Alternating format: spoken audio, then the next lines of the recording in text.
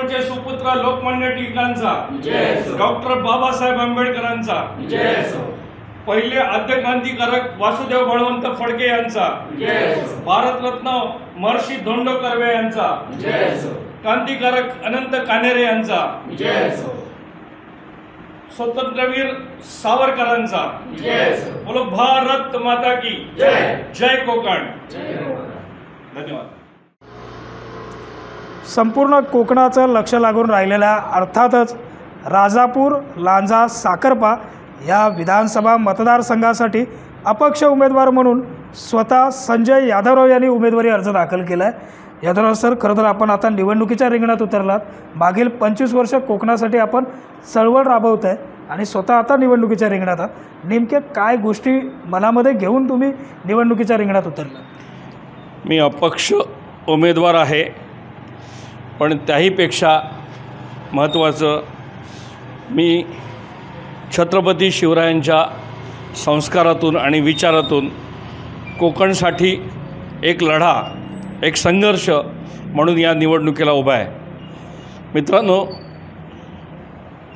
आजचा परमभाग्याचा दिवस आहे की आतापर्यंत 77 वर्ष कोकणाने वेगवेगळ्या निशाणांना मतं दिली, पण पहिल्यांदा कोकण फणस या निशाणीवर मतदान करणार आहे। या राजापूरमध्ये ज्याचं रिप्रेझेंटेशन स्वर्गीय नाथपै, स्वर्गीय मधु दंडवते आणि आमचे मार्गदर्शक मान्य सुरेश प्रभूजी अशी 3 व्यक्तिमत्व आहे ज्यांनी राजापूरचं रिप्रेझेंटेशन केलं।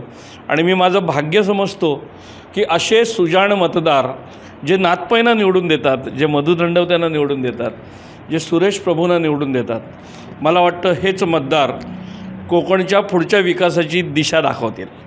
आणि म्हणून फणस ही निशाणी आज मिळालेली आहे। मला अतिशय आनंद आहे की कोकणच्या समृद्धीची निशाणी, कोकणची समृद्धी कशातून येणार आहे?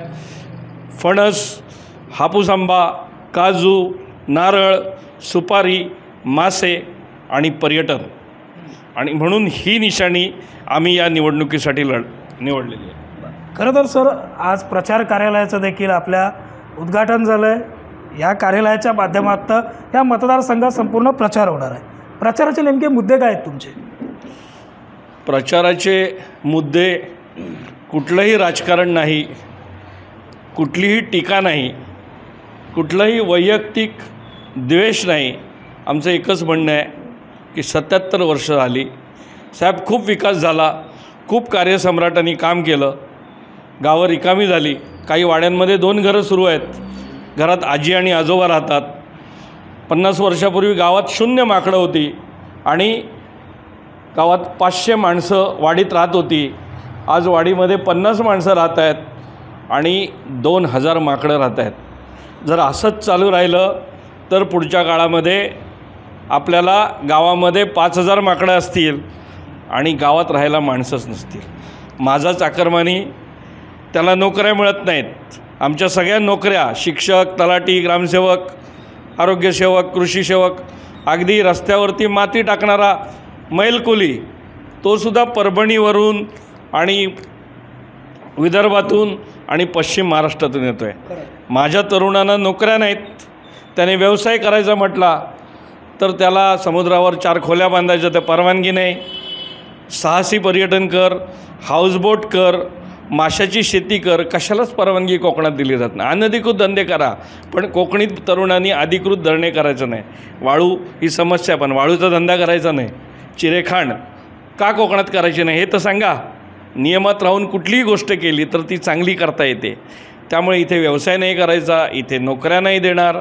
इथला आंबेवाला उद्ध्वस्त झाला, त्या आंबेवाल्याला कधीही मदत करण्याचा विचार इथल्या राज्यकर्त्यांनी, इथल्या लोकप्रतिनिधींनी कधी केला नाही। काजूबीला हमीभाव मिळाला पाहिजे। 0 पैसे मिळतात काजूवाल्याला, आंबेवाल्याला 0 पैसे मिळायला लागले। आंबेवाला कर्जबाजारी होतो आहे, काजूवाला कर्जबाजारी होतो आहे। आणि म्हणून तो पोरांना सांगतो की बाबा तू इथे राहू नको, 500 आंब्याची झाडं आहेत, कोणाला तरी देऊन टाकू, पण तू कुठे जा, मुंबईत जाऊन झोपड्यात राहा। आणि ही परिस्थिती बदलण्याकरता या निवडणुकीच्या ग्राउंडवरती आम्ही उतरलो आहे।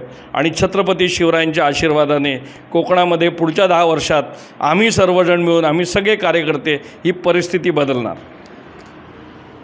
कोकणातली परिस्थिती बदलवण्यासाठी मी निवडणुकीच्या रिंगणात आहे असं यादवराव सांगतायत. आपल्या सोबतीनं अजून एक आहे. सर, तुम्ही काय सांगाल? तुमचा यादवरावांना नेमका सपोर्ट कुठल्या गोष्टीसाठी? आमचा सपोर्ट यादवरावांना की आता आमचं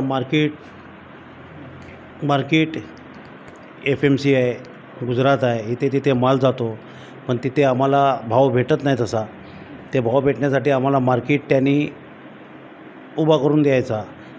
जे कुठे काय प्रायव्हेट मार्केट आहे काय आहे त्याच्यातनं आम्हाला त्यांनी हमी भाव भेटण्यासाठी आम्हाला त्यांनी मार्केट उभा करून द्यायचा. तुम्ही आंबा बागायचा. किती वर्षाला पेट्या पाठवता?